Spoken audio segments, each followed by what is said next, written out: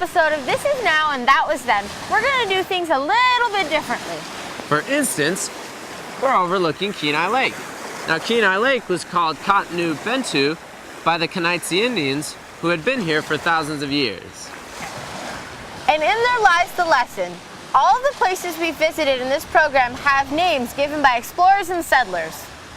But these same places had names long before the Westerners arrived. The Kenai Indians, the indigenous people of this area, had their own names for the same places. In modern days, we tend to name lakes and mountains after people, events, or maybe even animals. And once these features are officially named, it is very difficult to change. But this was different for the indigenous people. They tended to name things after remarkable features, events, or resources. In addition, different groups might have different names for the same location. And names were not carved in stone. Over time, these would change. You know, early people looked at features like rivers, lakes, or streams differently than we do. Instead of naming an entire river, early people, like the Kenai, might have a specific name to a significant section of the stream, lake, or river. Here are some examples of names of locations. Mount Spur, a volcano in the Cook Inlet, had a name which meant that which is burning inside.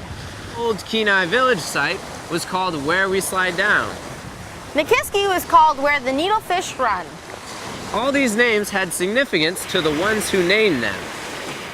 In this episode of This Is Now and That Was Then, we will be examining the traditional names of landmarks around Kenai. By doing this, we can get a glimpse into the first people's relationship with the land.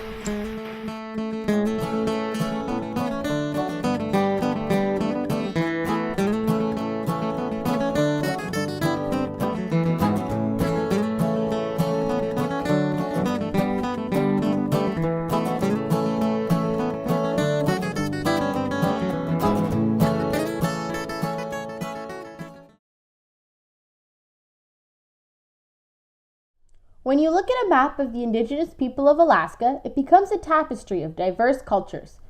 These cultures span from the Inupiaq and the Yupik in the north, to the Athabascan in the interior, from the Tlingit and Haida from the far southeast, to the Alutiiq and Aleut living over 1,000 miles to the west.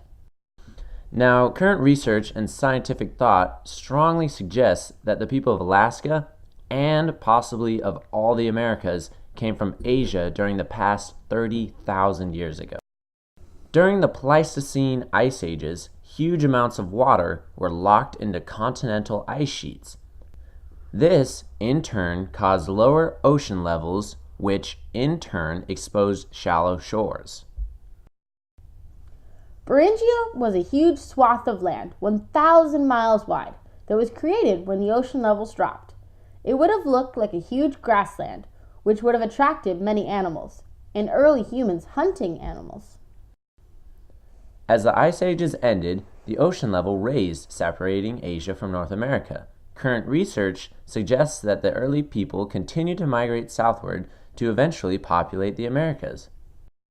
Now on the Kenai, there are two distinct cultural groups. There are the Alutiiq, who are tied to areas along the coast, and there was the Kenai, a regional division of the Dena'ina. Their language and culture were connected to the interior of the Athabascan Indians. Of course, these groups developed their own names for the surrounding land features. But these names suggested a different relationship to the land. The names often described important resources, unique features, and important events, or even potential perils. Okay guys, this is what I want you to do. Follow along as features, names, and translations are shown on the map. Then, use those beans between your shoulders to try and figure out how this feature may have gotten its name. Are you ready?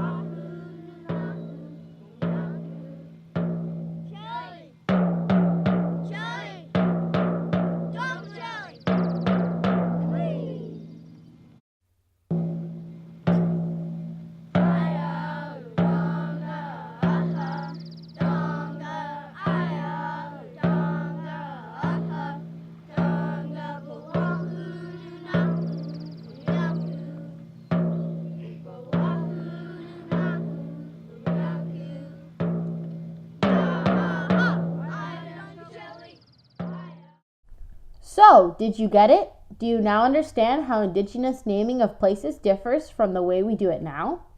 If you would like to learn more about place names of the Dena'ina culture, we recommend getting a copy of Shem Pete's Alaska, or visit the website being shown on the screen. Shem Pete was a Dena'ina elder who shared his traditional knowledge. Through Shem Pete and other elders, we can gain understanding to the cultural perspective of those who first came to the Kenai Peninsula, a land they called Yagwanan, the good or safe place.